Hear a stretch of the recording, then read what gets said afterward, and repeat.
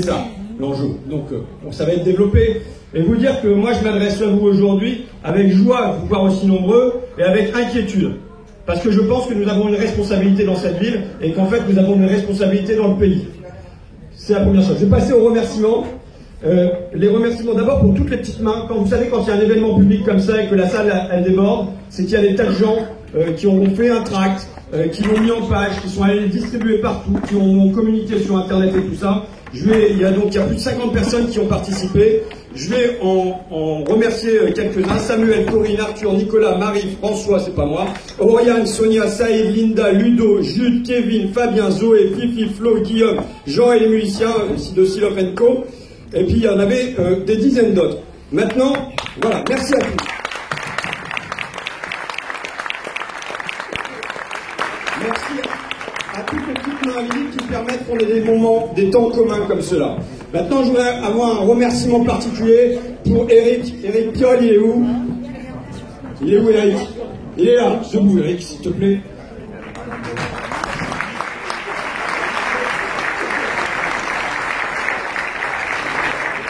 Eric Piolle qui vient aujourd'hui donc pour ouvrir la bataille d'Amiens. Il faut savoir que normalement, il avait un train à 5h22 du matin. Mais compte tenu de la neige en plus, la liaison entre Grenoble et Lyon était bloquée, donc il a pris sa bagnole, plutôt que de dire ouais bah écoutez les gars ça va être compliqué, il a pris sa bagnole pour aller à Lyon et l'a mise à Lyon. Voilà, des efforts militants. Pourquoi il le fait, à mon sens? Il va venir l'expliquer pourquoi il le fait. Et je pense qu'il vient nous donner un message, il vient nous dire l'union c'est possible, la victoire c'est possible, le changement un peu c'est possible. Et il vient nous dire autre chose, je pense que tous les deux on est de ceux qui essayent de porter un message national qui est de dire qu'il y a la nécessité d'ouvrir un espoir.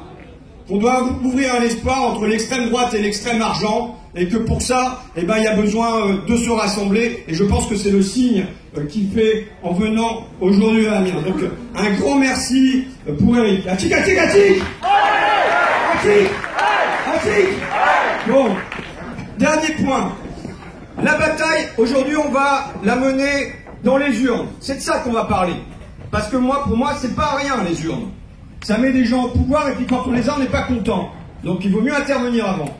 Mais il ne faut pas oublier la rue. Il y a la rue. Et la gauche, elle ne peut transformer les choses et être force de changement que si ça bouge aussi dans la rue. Il y a un événement en ligne de mire, c'est aujourd'hui, c'est les 1 an des Gilets jaunes. C'est une chose. Et ça a changé quelque chose dans l'état d'esprit du pays. Mais il y a le 5 décembre. Le 5 décembre, il y a une manif intersyndicale où il y a la possibilité de faire se croiser le vert, le rouge et le jaune.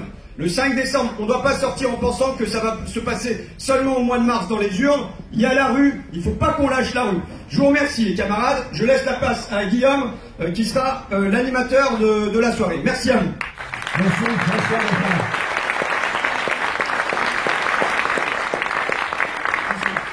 Merci, merci.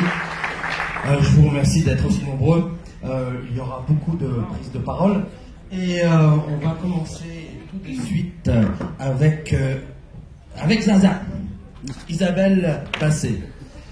Isabelle Bassé était d'abord éducatrice spécialisée, puis psychologue. Elle a travaillé auprès d'enfants polyhandicapés, en foyer de vie et en EHPAD. Actuellement, elle travaille à l'hôpital Pinel et s'est impliquée dans le mouvement de grève de 7 mois dont tout le monde se souvient. Elle reste engagée au niveau national pour défendre la qualité des soins à l'hôpital public. Merci de ta présence. Bravo.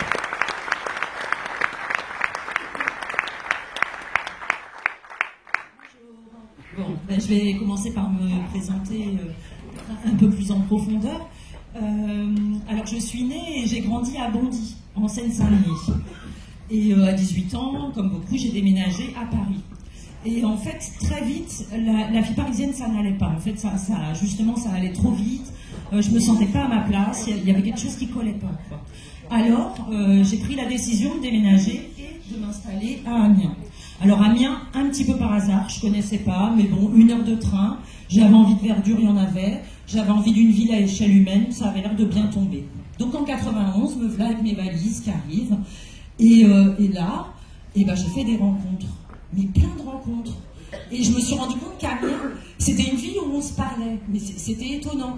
À la fac, bien sûr, dans les cafés, aux arrêts de bus, les gens ils se parlaient, ils me parlaient. Bon. Quand je me baladais en ville, après, je rencontrais quelqu'un avec qui j'avais déjà parlé, et hop, on se retrouvait, et puis voilà, quoi, du lien, des rencontres. Autre chose qui m'a impressionnée aussi, c'était la capacité des gens à se réunir, à faire groupe, à se mettre dans des associations, dans des collectifs, alors dans le milieu sportif, dans le milieu culturel, dans le milieu social, voilà. Et puis moi je me suis sentie vraiment accueillie dans tout ça.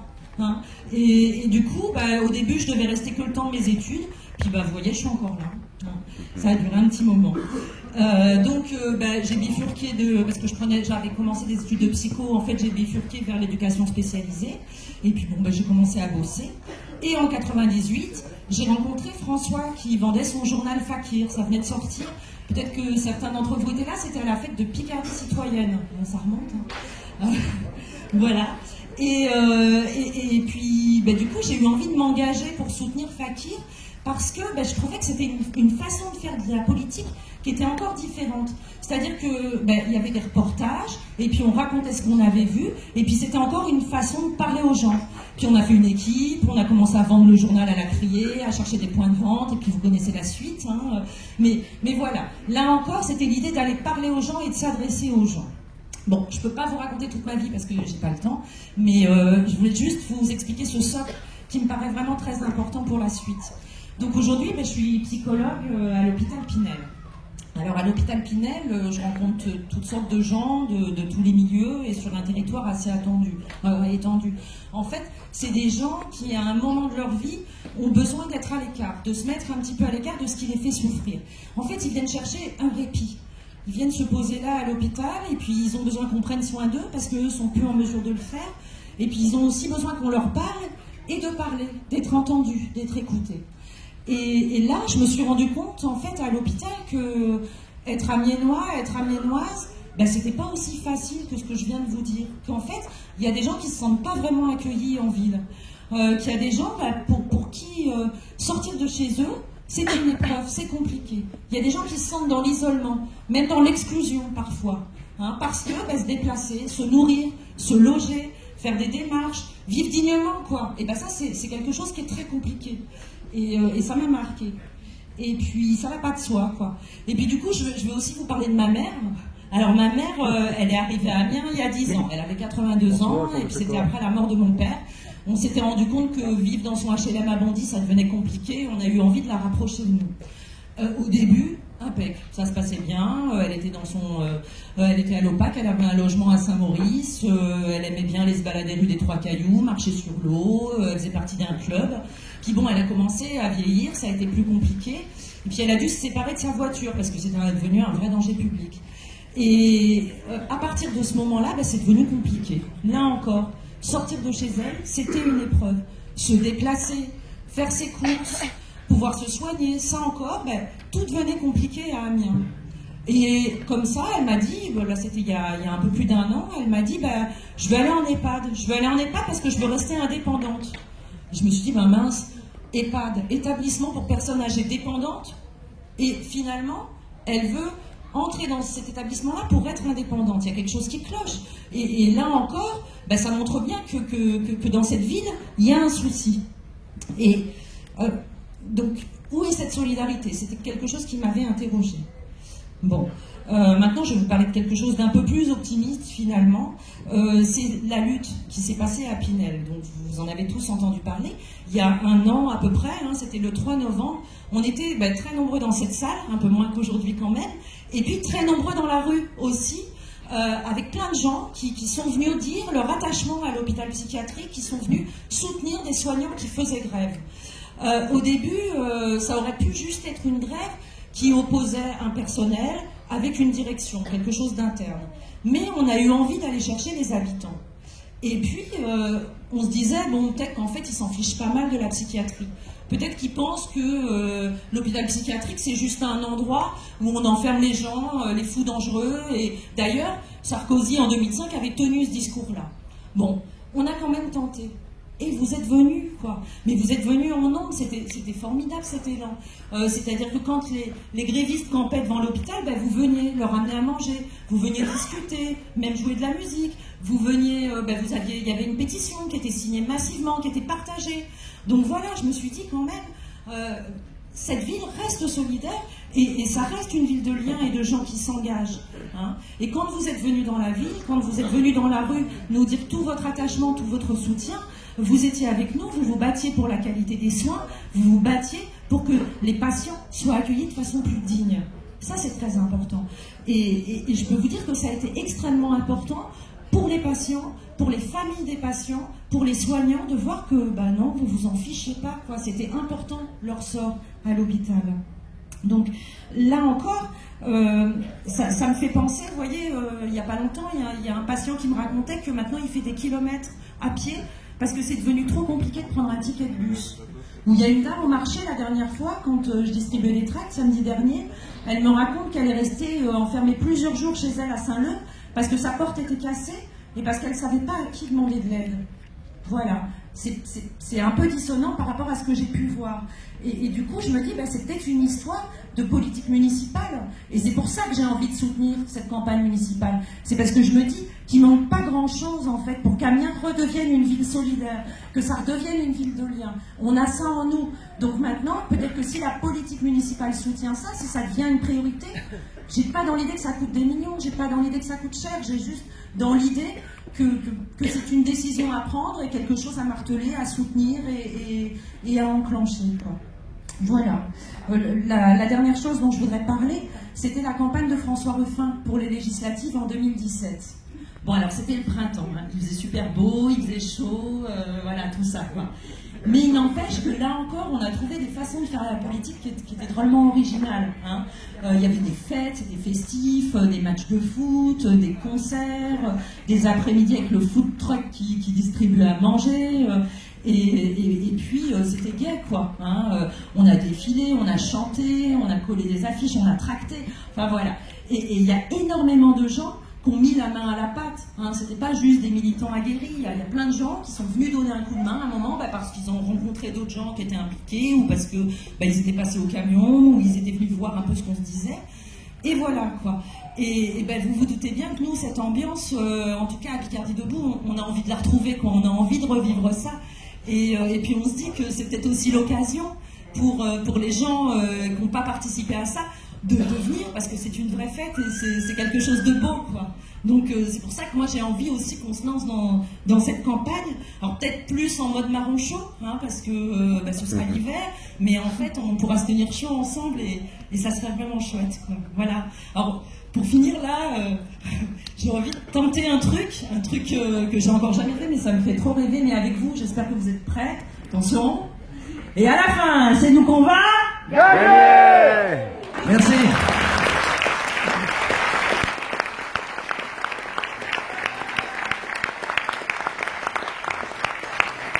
Merci à toi pour cette parole généreuse. Victorinoce, là où j'ai grandi encore. Et puis, en fait, pardon.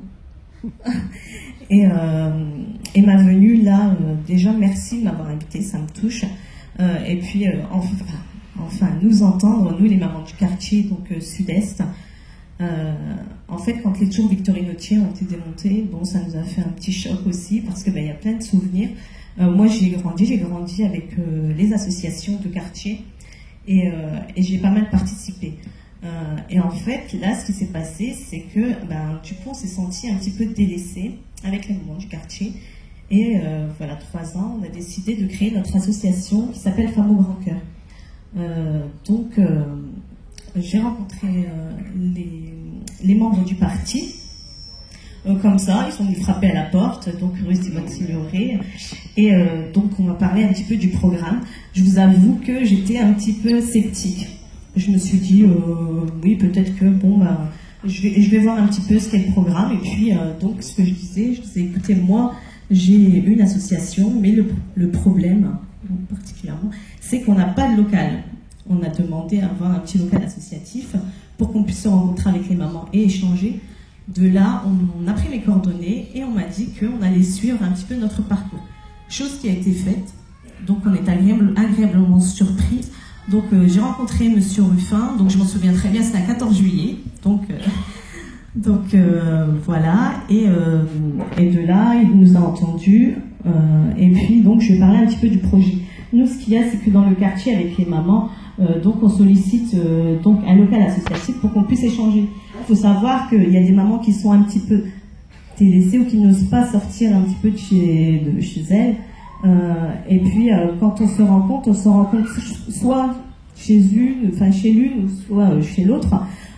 Et puis on échange comme ça en termes de santé, en termes même au niveau de l'administration, parce qu'il y en a certaines qui cherchent un peu des emplois et puis elles ont du mal à se diriger donc même vers l'extérieur en fait. Elles sont assez réservées. Et nous on s'est dit tiens, on va essayer de monter cette association et puis venir amener des personnes compétentes dans le domaine, je veux dire en termes d'association. On a aussi des échanges avec l'association l'un et l'autre qui est située sur le secteur. On participe aussi éventuellement quand il y a des... excusez-moi, je perds mes mots. Quand il y a des manifestations en tout genre, on essaye d'être là. Et puis, donc en fait, aujourd'hui, voilà, on est en attente d'un local associatif. Ce qu'on veut, c'est qu'une journée, en fait. On ne demande pas qu'il y ait une semaine, enfin, on n'est pas là dans la semaine. On veut juste une journée, essayer d'avoir un local associatif pour pouvoir se rencontrer, interchanger aussi, et puis voilà, essayer de faire revivre le quartier. Parce que moi, j'ai de très très bons souvenirs dans le quartier Victorinoce. Voilà, en l'occurrence les fêtes de quartier. Et puis, je me souviens qu'au niveau de la danse, on aimait bien danser dans les locaux qu'il y avait en bas des bâtiments. Et voilà, en fait, notre demande, c'est principalement pour ça. Et puis, aussi, c'est possible, bien sûr, on aimerait aussi qu'il y ait une création de ludothèque. Parce que ça manque. Il y en a sur le secteur nord, il y en a à Étouville. Mais nous, on n'a pas ça, donc ce serait bien... c'est un appel, une demande, donc c'est le moment exactement. Donc c'est un projet, moi, personnellement, qui me tient vraiment à cœur. Donc, voilà. Encore merci de m'avoir écouté. Merci. Et qui a dit ça? La réponse est toujours un Amiénois. Première question. Attention, on se prépare. On peut braver les lois humaines, mais pas résister aux lois naturelles. Qui a dit ça? Un Amiénois? Moi, il m'a donné non, ce n'est pas Monsieur Geste. C'est Jules Verne. Dans 20 milieux sous les mers. Deuxième question. Je suis un beau joujou. Il y a un DVD Jeu du Soleil à gagner. Je suis un beau joujou qu'on met sur ses genoux, qu'on couvre de cailloux, qu'on amène à Capri. Ça fait bizarre la fin avec le lit, mais bon. Qui a dit ça? Un Amiénois, bien sûr. Michou, bravo. Un DVD par là-bas. Alors. Test de culture générale. Voilà, culture générale. Salima, c'est à toi de parler. Salima, toi, tu es vacataire, animation à la ville d'Amiens. Merci de ta parole. Bonjour à tous. Alors, je me présente, moi je suis Madame Yat Salima et je suis maman de 3 enfants. Et aujourd'hui, je vous apporte mon témoignage. Donc, j'ai commencé depuis plus de 20 ans à la mairie d'Amiens. Mon parcours de vie, je vous ai dit, j'ai eu 3 enfants. J'ai dû stopper les vacations pour me consacrer à mes 3 enfants pendant 4 ans. Ces 4 années ont été dures. Oui, ça a été très dur pour moi, car j'ai pas droit au congé parental en tant que vacataire. Donc je vais vous expliquer les vacations, c'est quoi. Donc c'est un animateur qui travaille pour la ville d'Amiens pour 6,40 €, sans congé payé, sans vacances. Donc je travaille tout le temps. Mes enfants me réclament. Je ne peux pas m'arrêter parce que si je m'arrête, j'ai pas de salaire à la fin du mois. Ensuite, ce que je veux vous dire aussi, c'est quand je suis malade, je ne peux pas m'arrêter parce que j'ai pas de congé maladie non plus. Donc je suis toujours obligée de travailler. Donc, pas facile. Alors, donc si j'ai une grippe pendant 15 jours, ben, je reste 15 jours chez moi et je ne suis pas payée. Donc, peur de perdre ma place en tant que vacataire, je suis toujours obligée d'aller travailler. Ensuite, peur de perdre ma place, donc peur de perdre mon poste d'animateur vacataire. Voilà, comme les fins de mois sont dures, on est tout le temps là. C'est pas facile.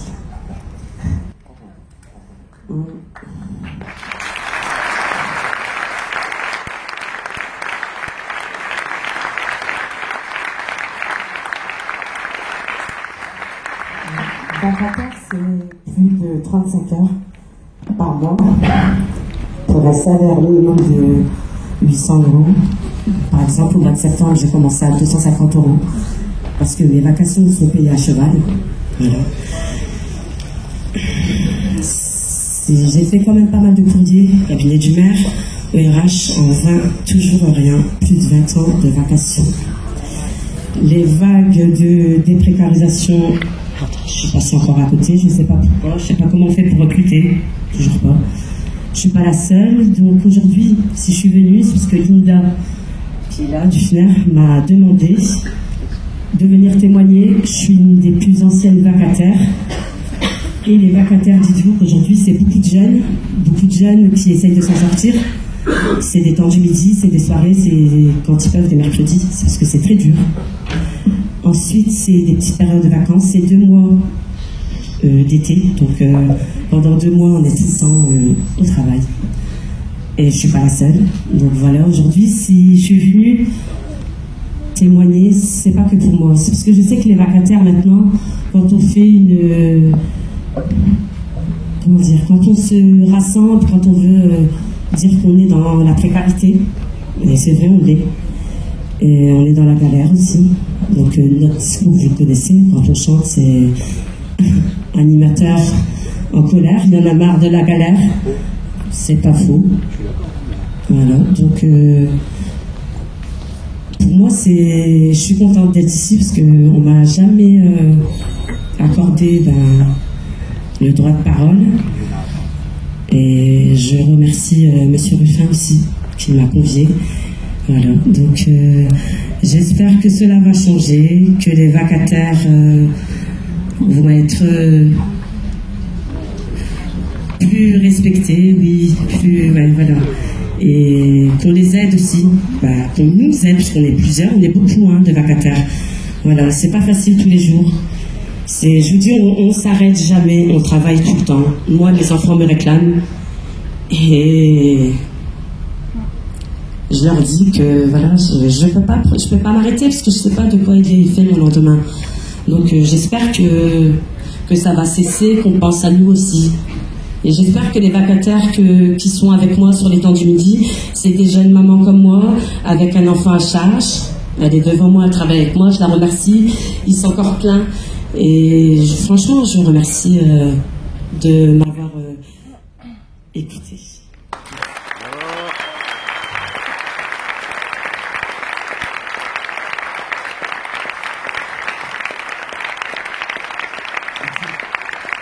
Merci. Merci à toi, Céline, car ta parole est importante aussi. Alors, pendant que les musiciens se préparent, encore 2 questions. Qui a dit, à la mienne, qui a dit, c'est sur un marché qu'on sent un pays et les gens. Mon premier souvenir de marché remonte à l'enfance, à Quevilliers, près d'Amiens.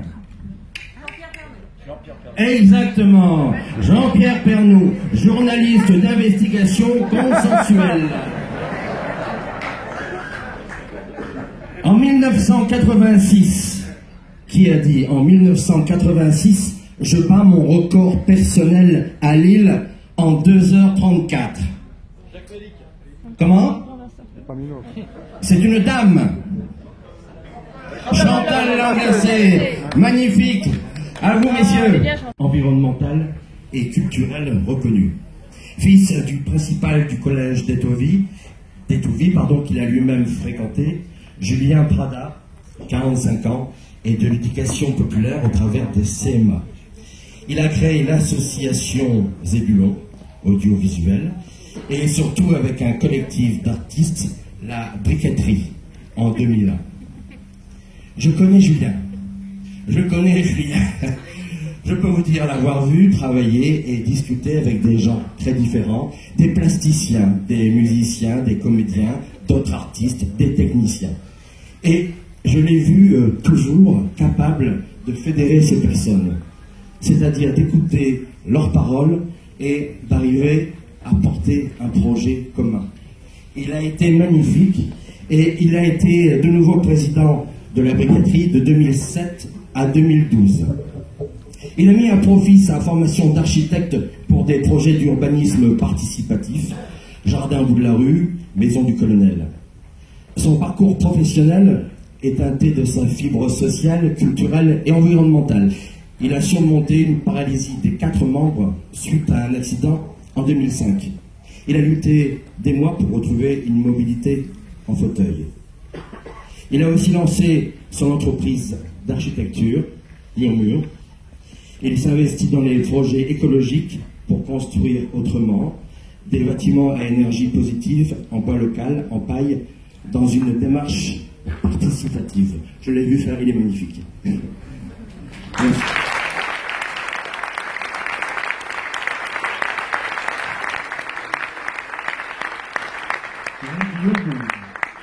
Merci Guillaume. Disons, quel lancement.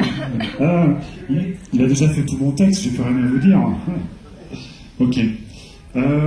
Ce que je peux vous dire, si je suis ici avec vous, si je me suis engagé dans cette campagne, c'est pour représenter les citoyens de gauche, mais aussi pour rassembler au-delà les Amiénois et les Amiénoises. C'est aussi parce que je suis convaincu que nous avons besoin de construire un nouveau récit pour Amiens. Je suis convaincu aussi que notre horizon se situe dans le partage et que nous devons faire un pas de côté pour construire un nouveau paradigme, pour engager Amiens dans la transition écologique et opérer un virage social. Notre projet, on va le construire avec vous. Il sera, j'en suis sûr, un projet d'écologie sociale qui se doit d'ouvrir un nouvel imaginaire et de nous montrer qu'un autre avenir est possible. Je sais qu'Amiens, c'est une grande ville. Je sais que ça va être un combat. Et je sais qu'on aura besoin de chacun d'entre vous pour construire ensemble des solutions pour une meilleure qualité de vivre. Et on aura besoin de chacun d'entre vous pour avoir une base forte et pour construire un projet ambitieux et gagner en mars 2020. Je vais raconter une petite anecdote.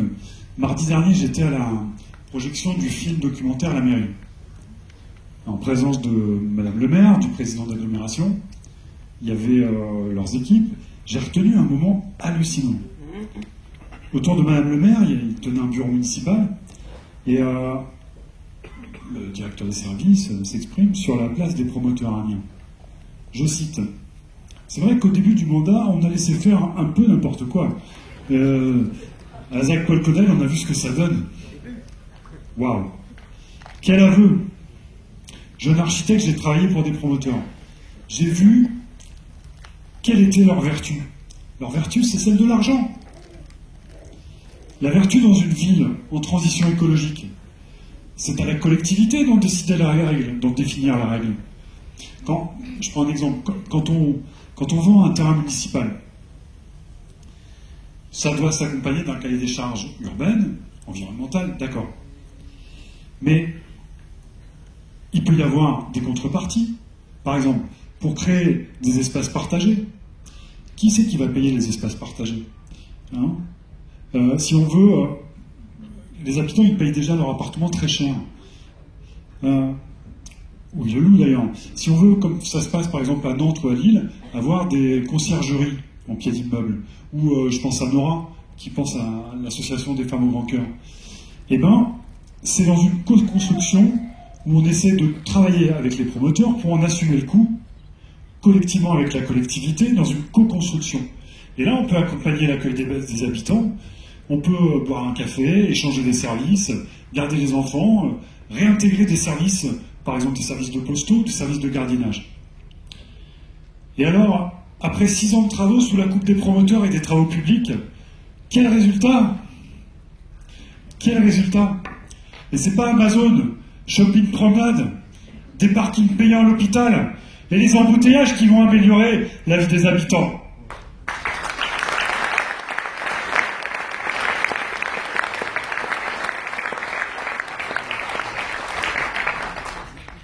J'ai travaillé avec les 3 dernières mandatures sur différents projets. J'ai défendu des utopies concrètes que Guillaume rappelait, associatives, avec des collectifs. Et je sais faire la différence entre une municipalité de droite et une municipalité de gauche. Et chacun de nos engagements pour le programme seront représentatifs de ce qui nous réunit aujourd'hui.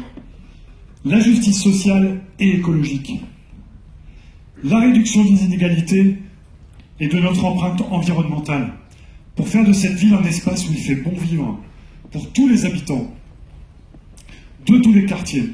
Et enfin, ce qui me tient à cœur, en qualité de père de famille, un espace d'avenir pour nos enfants et nos jeunes.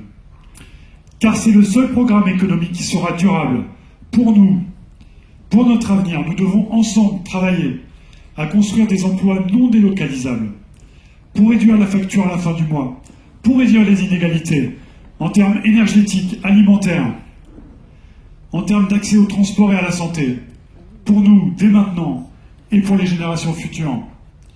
Fin du monde, fin du mois, même combat, mêmes engagements.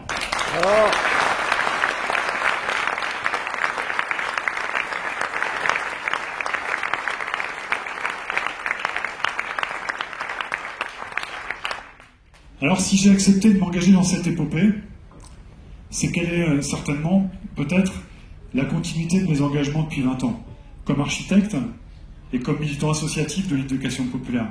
Donc Guillaume l'a rappelé, avec un collectif, il y a une vingtaine d'années, on a créé la briqueterie parce qu'on n'avait pas de locaux associatifs.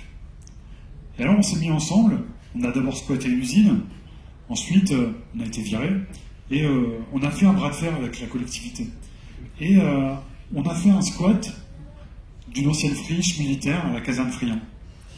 Ce qu'on voulait, c'était mutualiser des locaux, mais aussi nos énergies. Guillaume l'a rappelé, plein de professions, pour agir sur le quartier Elbeuf. Ce qu'on voulait, c'est rendre accessible l'art et la culture aux habitants, parce qu'on est convaincu que c'est un vecteur d'émancipation. Ces expériences m'ont fait prendre conscience de la force d'un collectif, de la puissance motrice quand on associe les énergies autour d'un projet commun. La mienne, celle des autres. Et alors il se crée une troisième énergie. J'ai l'habitude de dire, ça fait 1 plus 1 égale 3. Alors 3, il y a eu 3 moments fondamentaux dans ma vie qui m'ont construit. Ma petite enfance, j'ai grandi dans l'Oise et il y avait une forêt immense au bout du jardin, les grandes forêts de l'Oise. Et pour moi, c'était l'expérience intime de la nature, la pleine nature, la conscience de son importance. Et à l'école du village, il y avait des enseignants qui menaient une pédagogie freinée. Alors la pédagogie freinée, en 2 mots, c'est une méthode éducative où l'enfant apprend à mener des projets, individuels ou collectifs. Après, au collège, j'arrive à Amiens, la ville. On habitait Touville, c'est la banlieue, c'est la camaraderie. Mais c'est aussi la prise de conscience des différences culturelles, la différence, les inégalités. Les copains, parfois, ils habitaient à plusieurs familles dans un seul appartement. C'est le CSC Touville, c'est la culture, la musique. Et un troisième moment pour moi, c'est quand il y a 15 ans, j'ai eu mon accident. J'ai passé 2 ans à l'hôpital à réapprendre les gestes élémentaires de la vie. J'ai eu le temps de réfléchir à ce moment-là. Je ne voulais plus travailler pour des promoteurs. J'étais écœuré par cette façon de construire, sans vergogne et sans contrepartie dont j'ai déjà parlé. Ce que je voulais, c'était imaginer qu'est-ce que je pourrais faire de mieux pour mon avenir et pour celui des autres. Du handicap, de l'accessibilité, des inégalités que subissent les personnes handicapées, je pourrais en parler pendant des heures. Mais mon combat, il est pour tous. Mon combat, il est pour la beauté de la vie. Car j'ai eu le temps d'en mesurer la richesse, mais aussi sa fragilité. Je sais qu'on n'a pas de temps à perdre pour l'humanité. Alors, quand je suis revenu de l'hôpital, j'ai milité comme président de la briqueterie. J'avais décidé d'installer mon atelier d'architecture là-bas. On était conscient des grands enjeux de l'humanité et on s'est engagé avec mes collaborateurs dans une architecture qui mêle participation des habitants, solidarité et écologie. Et j'ai imaginé porter avec les copains, les habitants, le jardin du bout de la rue, avec Julien Montbourg. Premier jardin partagé à Amiens, c'est un jardin public de culture et de convivialité, ouvert, sans clôture. On a ensuite continué ce travail sur l'appropriation des friches par les habitants, avec la maison du colonel, avec Pierre qui est là. Avec l'accord de la collectivité, on a investi cette petite maison désaffectée à l'entrée de la caserne. On leur a dit, bah, vous en faites rien, laissez-la nous. Ils ont dit, ok, on vous fait un bail de 30 ans, mais on ne mettra pas un rond. Voilà la collectivité. Alors on a fait une table ronde, on les a pris au mot, on a cherché des moyens. On a fait une table ronde, on a réuni les habitants, on a posé la question de qu'est-ce que vous voulez partager dans cette petite maison. Et ils ont décidé de partager un café associatif, qui plus tard deviendra peut-être un café-cantine pour servir des repas. Et tout ça, on l'a mené maintenant avec les habitants depuis 4 ans dans une démarche d'éducation populaire, avec des chantiers écoles, des formations, des événements culturels. Et enfin, dans mon travail d'architecte, j'expérimente d'autres façons de construire, en bois, en bois de peuplier local, en isolant en paille. On essaie de créer des bâtiments positifs à énergie positive pour lutter contre le réchauffement climatique, pour préserver la biodiversité. Voilà, c'est un petit peu ce que peut amener aussi l'idée de la ville en transition. On a vu, parce qu'on a travaillé avec beaucoup de municipalités, on a vu que la municipalité pouvait s'engager dans la transition écologique. On a vu, avec des maires, des équipes municipales courageuses, qui s'engagent dans des projets qui font leur part du colibri, le petit oiseau qui vient éteindre la forêt, parce que la forêt brûle, et ça on le sait tous. Et ce sont toutes ces expériences concrètes d'utopie qui, mises bout à bout, pourront changer le monde. Cette perspective est possible si nous nous engageons collectivement à la construire et à la réaliser. Alors, mes engagements associatifs et professionnels m'ont donné envie de faire la même chose pour les Amiénois et les Amiénoises, accompagner des projets, des utopies concrètes pour améliorer la vie quotidienne de notre ville. Alors je serai à vos côtés pour inventer un nouveau récit pour Amiens et pour gagner cette bataille des municipales.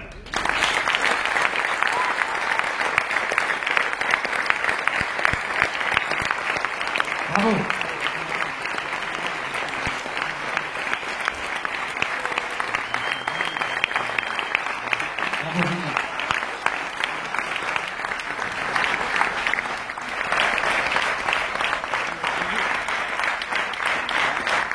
Evelyne Becker, née d'un couple franco-algérien, Evelyne Becker, 56 ans, a grandi dans la banlieue rouge de la région parisienne. C'est là qu'elle apprend la débrouille et découvre la puissance de la solidarité. Amiénoise depuis 40 ans. Cette ex-goudière a mené durant plusieurs années, avec ses camarades de la CGT, la lutte pour le maintien des emplois et la défense de la dignité des ouvriers face au mépris de classe et à l'humiliation sociale. Après la fermeture du site et forte de cette expérience de combat, loin de se résigner, elle s'engage en politique pour changer les règles du jeu. Ces règles du jeu aujourd'hui taillées pour et par l'ordre néolibéral. Elle a notamment porté les exigences sociales, démocratiques et écologiques de la France insoumise dans la Somme lors des dernières élections européennes. Elle en appelle à une éruption citoyenne et populaire. Evelyne Becker.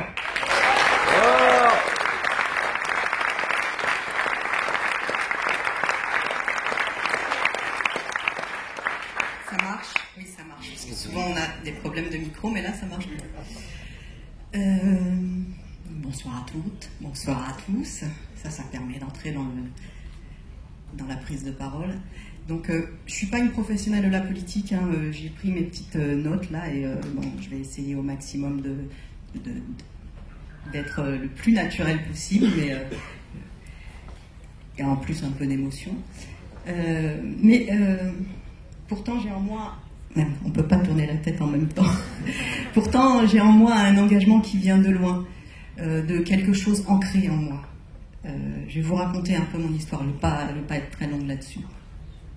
Tout commence avec le départ de mon père en Algérie pour y effectuer son service militaire. À l'époque, on ne parlait pas de guerre. Et il est revenu d'Algérie avec ma mère, une jeune femme algérienne. Ils se sont installés à Paris et ont eu 4 enfants. Très tôt, ma vie a été partagée entre 2 mondes, 2 cultures, deux conditions sociales radicalement différentes.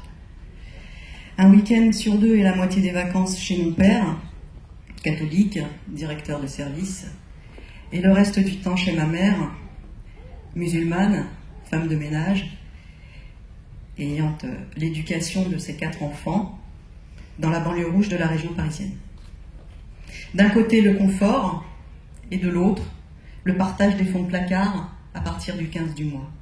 D'un côté le transport en voiture et de l'autre la débrouille, quitte à frauder dans les transports en commun. Pour décrire cette jeunesse contrastée, la liste serait trop longue et c'est juste un détour pour tenter de vous expliquer plutôt qui je suis devenue. À l'approche de l'âge adulte, il est compliqué d'avoir un pied dans deux camps aussi différents. Et c'est bien dans cette banlieue rouge où j'ai mes meilleurs souvenirs. J'y ai appris la solidarité, le sens du partage, le réel partage, celui que l'on fait quand il y a peu. C'est sur ce vécu qu'a germé ce qui m'anime aujourd'hui. Ma détestation des dominations sociales fondées sur des hiérarchies économiques, ma détestation de la relégation sociale des habitants des quartiers populaires, ma détestation du racisme, du xénophobisme, du sexisme, et ma volonté pour agir, pour que cela change, ma volonté politique.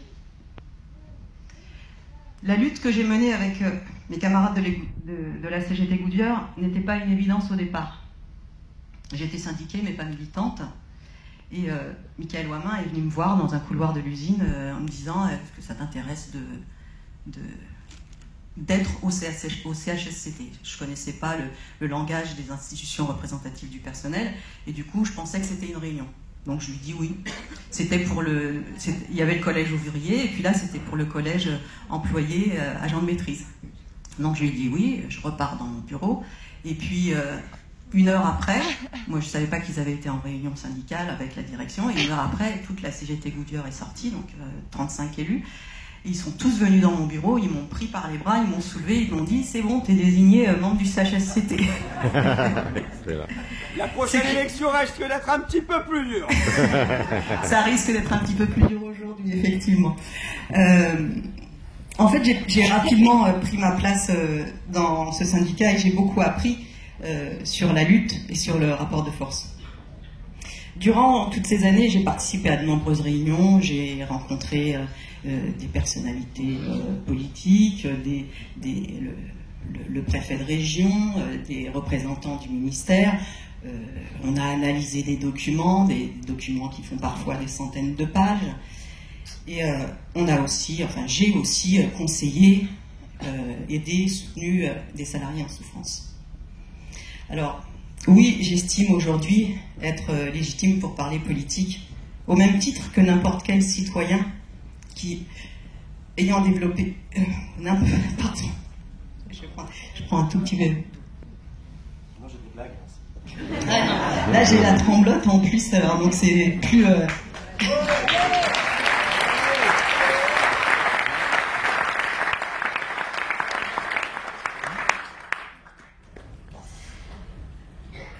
Au même titre que n'importe quel citoyen ayant développé un sens critique sur sa condition sociale. Notre seule ambition est de contribuer à l'amélioration des conditions d'existence des habitants d'Amiens. Je suis désolée, je bafouille un petit peu, mais bon, je vais essayer de me reprendre. Et je suis indignée d'entendre qu'il est nécessaire d'avoir à l'avance des compétences techniques pour être un élu afin de gérer des dossiers et de pouvoir dialoguer avec un préfet. Ceux qui viennent nous dire ça nous mentent. Ils veulent avant tout préserver leur petit entre-soi, leur petit privilège. Ils nous disent « c'est compliqué, ne vous en mêlez pas, on va s'en occuper ». Mais non, on va s'en mêler. Nous, le peuple d'Amiens, nous sommes l'intelligence collective de cette ville, celle qui vit ici, qui a droit au travail ici, au bien vivre ici. Nous sommes cette volonté qui doit tracer un chemin nouveau, avec de nouvelles méthodes et une boussole solide qui nous indique toujours la direction de la solidarité. Ce n'est pas un chemin facile. Les obstacles sont nombreux, et notamment quand on est une femme. Et je m'adresse à ces personnes qui se disent parfois féministes, mais qui vomissent leurs propos sexistes dès que l'occasion se présente. Non, je ne suis pas une Ruffinette, je ne suis pas une Pradette, je suis Evelyne Becker, amiénoise depuis 40 ans. Bravo!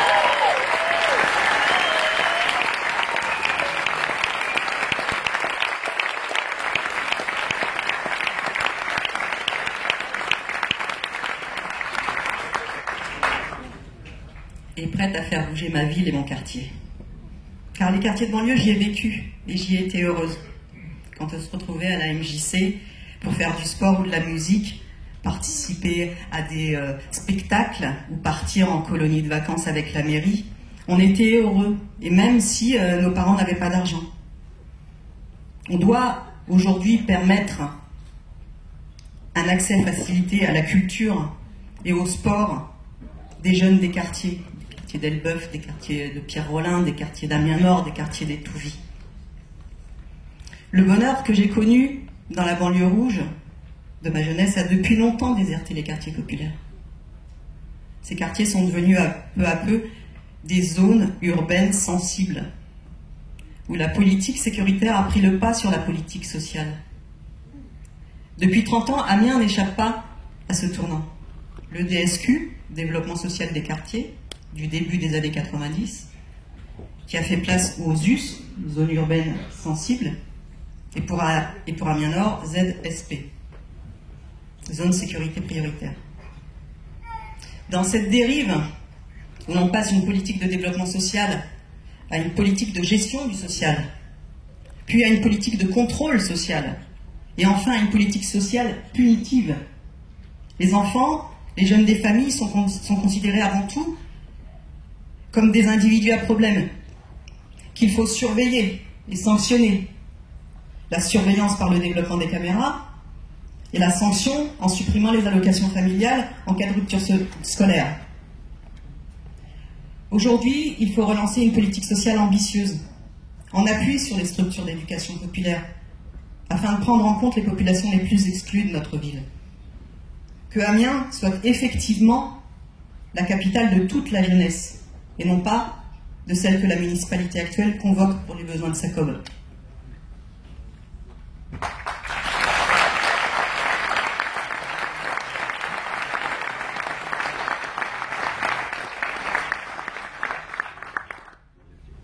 Les jeunes, tout comme l'ensemble des citoyens, méritent plus de respect.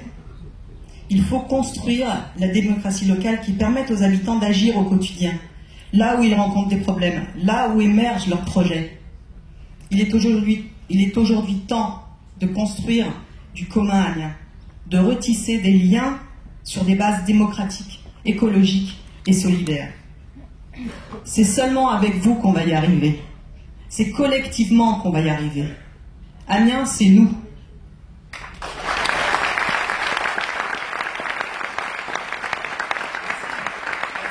Bravo!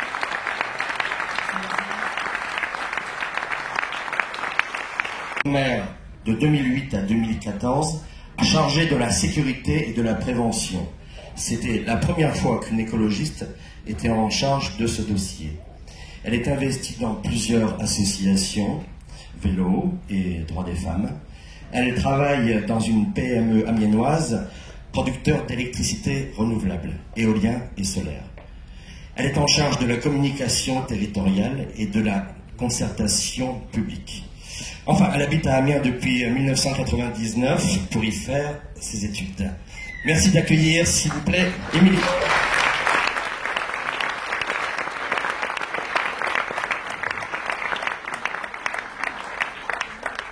Bonsoir à toutes et bonsoir à tous. Merci de l'invitation.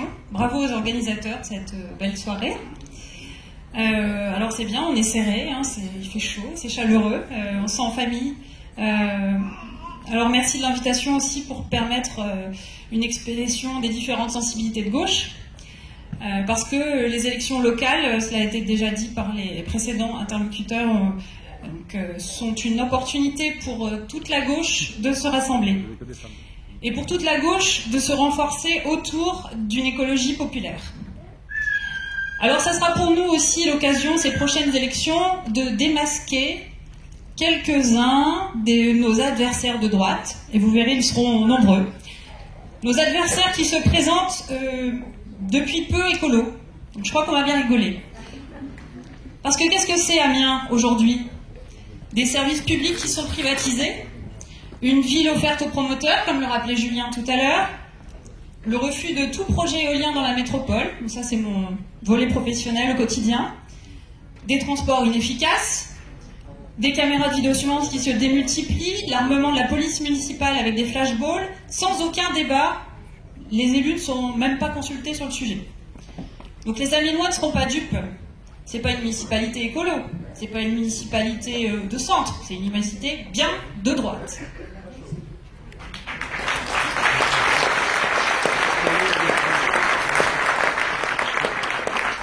Alors je crois que les Amiénois ne seront pas dupes, et c'est pas quelques coups de peinture en centre-ville ces derniers mois qui vont cacher le vernis libéral de l'équipe sortante, qui est désormais soutenue par Macron.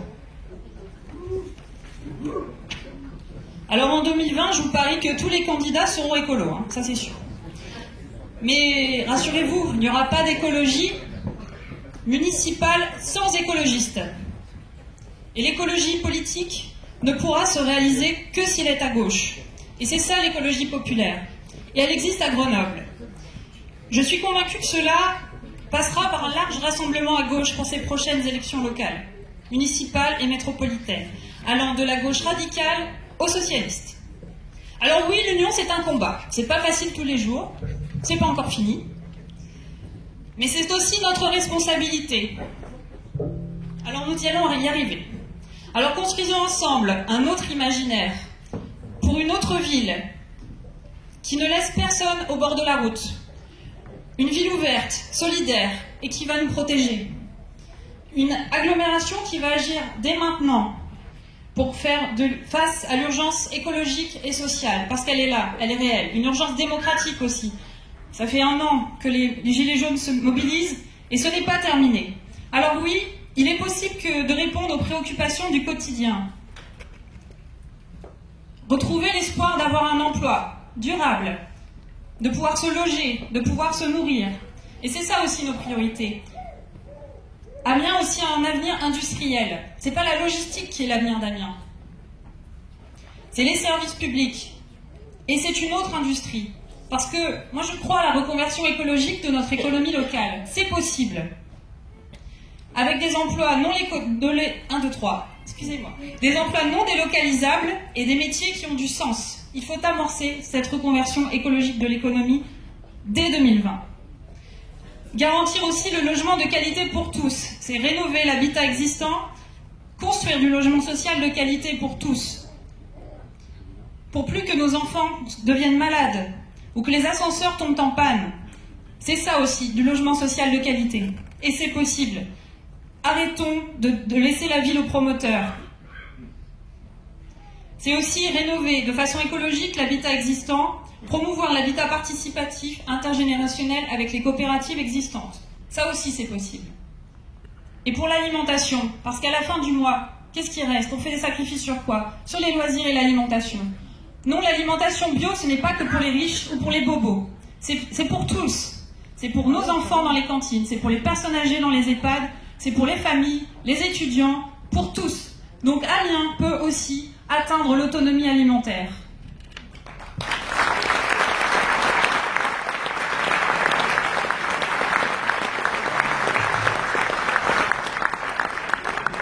Alors pour ça, il faudra des élus de combat, des élus courageux. Et donc il nous faudra des candidates et des candidats convaincus que c'est possible, que nous allons y arriver ensemble. Alors, pour l'écologie populaire, Grenoble est un modèle. C'est possible à Amiens. Éric Piolle l'a fait. Alors pourquoi pas Amiens? Chiche!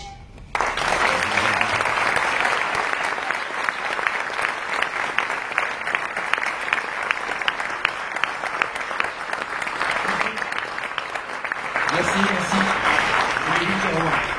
À 50% de citoyens et à 50% de représentants d'organisations politiques. Les citoyens, c'est qui, vous allez me dire? Mais pour nous, c'est des personnes, je le disais, qui sont éloignées de la politique. C'est-à-dire, c'est des personnes qui n'ont jamais eu de mandat, jamais exercé de mandat politique, et qui n'ont jamais travaillé pour des élus ou des organisations politiques. Pour que de nouvelles têtes émergent, il va falloir qu'on aille à la rencontre des gens. Parce que si on se contente de dire aux gens, soyez candidats, ben ceux qui vont venir, c'est ceux qui se sentent déjà autorisés à l'être. Et donc ce sera les mêmes que d'habitude. Alors nous, on veut du renouvellement. Donc pour ça, on compte sur vous, on a vraiment besoin de vous pour que chacun, dans vos quartiers, dès aujourd'hui, vous mobilisiez vos voisins, vos amis, pour mener cette campagne. Parce que c'est comme ça, c'est dans l'action, en faisant des choses ensemble, en se mobilisant ensemble dans les quartiers, qu'on va se sentir légitimes les uns les autres à faire partie de cette liste. Et c'est vraiment ça qu'on veut. Cette liste, elle sera composée et validée par un comité électoral.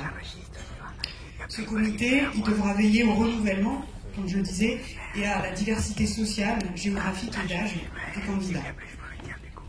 Ce qu'on souhaite, c'est que ce comité soit composé de personnes qui seraient tirées au sort sur une plateforme numérique qui est en cours de création, qui est déjà créée ce soir, à laquelle l'ensemble des personnes qui souhaitent s'impliquer dans la campagne pourront s'inscrire. Donc des personnes tirées au sort sur ces plateformes, le binôme de tête de liste, des grands témoins, des personnalités de la vie artistique, culturelle ou sportive, universitaire, locale, et des organisations politiques. La proposition de liste qui sera faite par le comité, elle sera soumise à un vote numérique via la plateforme. Je disais, ce qu'on voudrait, c'est vous donner vraiment à voir cette campagne, vous donner une image, pour vous donner envie aussi de nous rejoindre dès maintenant, dès aujourd'hui, en vous inscrivant auprès des copains qui sont à l'entrée de la salle sur les listes. Cette campagne, nous voulons la mener avec vous tous, avec vous toutes, quels que soient les horizons sociaux et militants desquels vous venez. Et pour ça, il va falloir qu'on apprenne à s'écouter, à se comprendre, à se faire confiance. Parce que c'est pas toujours évident quand on n'a pas les mêmes bagages.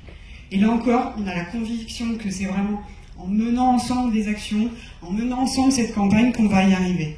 C'est pourquoi on a créé 2 espaces d'animation de campagne. D'un côté, des groupes d'action par quartier, et de l'autre, des ateliers thématiques. Les groupes d'action par quartier. L'idée, c'est que ce soit la base de l'animation de la campagne. C'est-à-dire que c'est de là que vont partir les tractages, les boîtages, les gaulages. C'est là que vous allez commencer à vous organiser pour ça. C'est là aussi qu'on va pouvoir appuyer, rejoindre des mobilisations habitantes. Il existe déjà des habitants qui se mobilisent sur le bus, sur les transports, sur le logement, les écoles. L'idée, c'est de partir de l'existant, de partir de ces dynamiques, de les soutenir et peut-être d'en susciter de nouvelles aussi. Il y a déjà 3 groupes d'action qui sont en passe d'être créés, qui vont l'être dans les jours qui viennent, à Renancourt, à Lompré-Saint-Maurice et à Amiens Sud-Est. On a besoin aussi de vous là-dessus, on a besoin de vos forces pour les rejoindre, ces groupes, ou pour en créer d'autres dans vos quartiers. Donc là encore, n'hésitez pas, je leur dis, à vous inscrire auprès des copains qui sont à l'entrée, des copines, qui prendront vos coordonnées, et voilà, on a vraiment besoin de vous là-dessus. L'autre espace qu'on va créer, ce sont des ateliers thématiques. Là, l'idée, c'est de créer des lieux où on va consolider le programme. Parce qu'on a déjà, les uns les autres, commencé à travailler, à réfléchir, des propositions programmatiques. Il s'agit à présent de mettre en commun et d'affiner certaines propositions, de les préciser. Du coup, ces ateliers thématiques seront des lieux de réflexion et de rencontre entre les expertises professionnelles, associatives et autres, et le vécu des habitants et leur ressenti. Mais pour mener tout ça, il va falloir de l'appui logistique pour réserver des salles, pour des compétences en communication, pour tracter, pour maqueter des tracts, etc. Il va falloir coordonner l'ensemble de ces initiatives. Il va falloir faire circuler l'info. Vous me voyez venir. Là aussi, on a besoin de vous. Et je suis sûre que dans la salle, il y a pas mal de personnes qui ont ces compétences-là que nous, on recherche aussi. Et c'est vraiment avec vous qu'on va pouvoir mener tout ça. Voilà, tout ce que je viens de vous raconter, c'est expliqué dans un tract que vous avez peut-être déjà eu à l'entrée, qui est là. C'est écrit en tout petit, mais avec une loupe, ça marche. Et tout ça, on est présent aussi pour vous le réexpliquer, et puis on le remettra aussi sur la plateforme numérique. Très, très concrètement, la campagne, elle commence aujourd'hui, ce soir, avec vous tous ici présents, mais elle va commencer aussi dès lundi, avec des rendez-vous, une succession de rendez-vous qui sont prévus avec Evelyne et Julien. Mardi, mercredi, vendredi et dimanche. Vous avez un tract qui fait référence. On vous invite tous à en prendre une dizaine là, en repartant. pour pouvoir les distribuer dès ce soir, dans le week-end, à vos oncles et tantes au repas dominical, lundi à vos collègues, à vos voisins, à vos amis, etc. Donc n'hésitez pas, prenez-les, ils sont là pour ça. Et la semaine prochaine, on démarre aussi une mobilisation spécifique en direction des jeunes amiénois pour qu'ils s'inscrivent sur les listes électorales, parce qu'on sait qu'il y a quand même beaucoup d'habitants amiénois qui sont des étudiants et qui sont bien souvent pas inscrits sur les listes parce qu'ils retournent le week-end chez les parents. Donc il y a aussi de l'enjeu aussi là à les faire s'inscrire. Pour ça, on a un deuxième tract qui est là, et on en a plein derrière moi, et on cherche des bonnes volontés dans la salle aussi pour coordonner la diffusion de ce tract. Donc voilà, je ne sais pas s'il y a déjà des gens que ça intéresserait ce soir. Bon, en tout cas, n'hésitez pas à revenir nous voir sur ce point-là. Je vous remercie. Merci.